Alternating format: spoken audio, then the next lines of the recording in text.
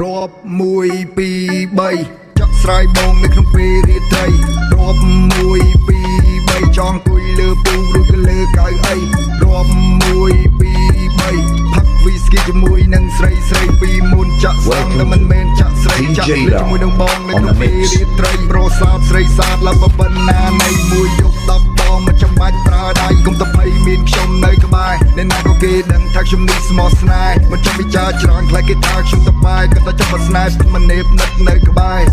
ប្រគល់ឲ្យមកបងបុជាអ្នកស្រែកទៅឲ្យបុជាអ្នកចងមិនបាច់ប្រឹងទេមួយនឹងដូចបំណងលឿនរាប់1 2 3ចាក់ស្រ័យបងនៅក្នុងពេលរាត្រីរាប់1 2 3ចង់អង្គុយលើពូឬក៏លើកៅអីរាប់1 2 3ផឹកវីស្គីជាមួយនឹងស្រី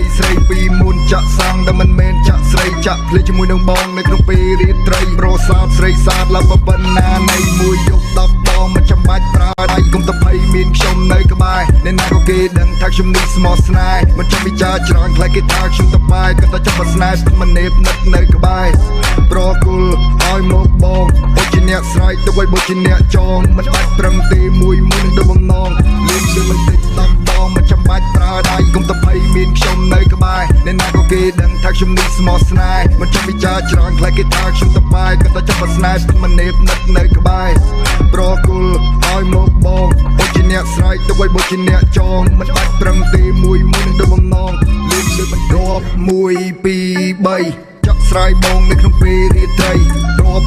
1 2 3ចង់អង្គុយលើពូឬក៏លើកៅអីរាប់1 2 3ផឹកវីស្គីជាមួយនឹងស្រីពីមុនចាក់សាំងតែមិនមែនចាក់ស្រីចាក់ភ្លេចជាមួយនឹងបងនៅក្នុងពេលរាត្រីប្រសាទស្រីសាទឡើងប៉ុណ្ណានៃមួយយប់10ដងមិនចាំបាច់ប្រើដៃគុំតែភ័យមានខ្ញុំនៅក្បែរអ្នកណាក៏គេដឹងថាខ្ញុំនេះស្មោះស្នេហ៍មិនចាំពិចារច្រើនខ្លាចគេថាខ្ញុំទៅបែកក៏តែចាប់ស្នេហ៍មិននេបនិតនៅក្បែរ